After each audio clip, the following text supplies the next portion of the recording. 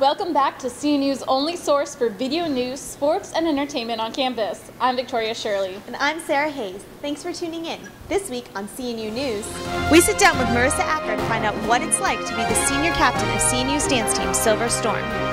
We discover how CAB chooses events and which ones students actually enjoy.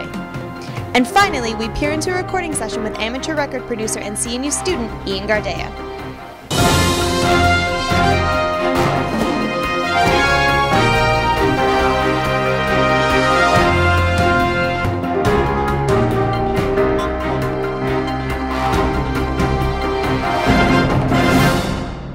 First, in CNU news, protesters sat in the Tribble Plaza this past Tuesday. What were they protesting?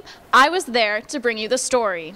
Students at CNU participated in a sit-down protest on Tuesday. We're all here for the same reason. That reason was to show student disapproval for the expulsion sentence that 4 members of Pi Lambda Phi were given by the Center of Honor Enrichment and Community Standards. All right, well, we're students out here supporting the members of Pi Lam that were affected by the Czechs' decision, and as you can see, a lot of the student body isn't happy about it. The protest was organized through a Facebook group and had originally over 400 people attending. As someone who's not a member of the Greek community, I've heard that there was a message politely asking members of the Greek community to not participate, and I think that's very intimidating. That email stated, think about your individual fraternity sorority and realize the possible repercussions your organization can receive if any members participate in this event. As a possible result of the email, only around 100 students stood or sat in the plaza to show their discontent with Czech's decision. If you're afraid to talk about an issue that is controversial because you're afraid about what the administration is going to do to you, I don't think that's a good environment to go to school in, and I think that the people who are here are brave and that they're standing up for something that they believe in. For CNU News, I'm Victoria Shirley. Thanks, Victoria. Let's hope the situation is resolved soon. CNU's dance team, Silver Storm, is always present at football and basketball games to cheer on the crowd.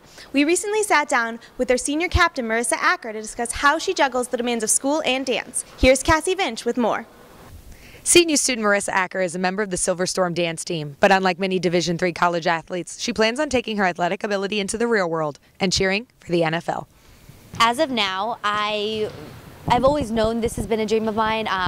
You know, Washington Redskins are right down the street from where I was originally from. Grew up going to the game, seeing the Redskinettes, and I always knew that's exactly what I want to do. I would love to dance professionally. I am looking at a couple of professional teams. Finding a city to dance in, a city that you love, is a little bit more difficult. So people call me crazy, but I'm doing these tryouts in April, and whatever team I make, if any, I will move to that city. Again, for these tryouts, it's the same concept as college dancing. You have to have the athletic preparation and the technical preparation. So athletic-wise, I've been preparing with a trainer. In regards to technique, just dancing here with the girls on the team. We have technique class every Thursday, so that's been really, really helpful for me. You could be the best dancer in the whole world, and you could have the best looking bod, but if you don't have the personality, there's no way that they're going to take you. Thanks for the story, Cassie. And if you're interested in covering stories for CNU TV, be sure to email desk@thecaptainslog.org to find out how you can get involved. And when we come back, we find out CAB selection process for events and which ones students deem as successes or failures. Surreal. Right now behind me together to cover what is turning out to be the alert deadliest campus shooting. And I believe it. How do you measure the scale of grief? Some of the victims were students. We are all affected. All our worlds have been shattered by momentary chaos, and as a community, we must begin to reconstruct a semblance of what our world was before these events.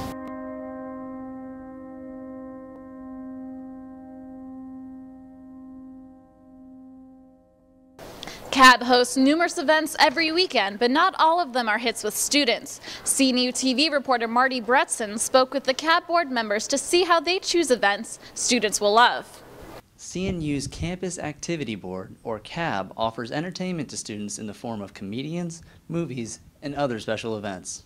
The organization is run by students and for students and seems to be very popular, especially among the freshman classes. I think CAB offers students activities that kind of hone like what they like to do. It allows them to go to activities that they feel comfortable at and allow them to do things and have fun. It's campus entertainment so that they don't have to go anywhere. This year attendance has been insane. At each of our events we've seen numbers that we haven't seen in the past. I think the freshman class is really excited about our events, and they've been coming out to big numbers. For example, Glozell brought out 500 plus people, which is pretty crazy when you think that that's about an eighth or so, if not more, of our campus. After speaking with Brittany, I decided to see what students' opinions of CAB events are. As far as CAB events, I haven't went to a CAB event since my freshman and sophomore year. The only ones I remember going to was watching movies, and that's about it. The ease of accessibility, it being free. I mean, they've always, whenever I've been, they've always used like up-to-date current event movies, so that's always been good.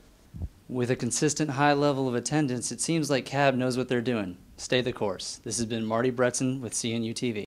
Most students spend their Friday nights relaxing, but avid music fan and CNU senior Ian Gardea's ideal evenings are spent producing music in his home recording studio. We recently visited the studio and got to witness a recording session.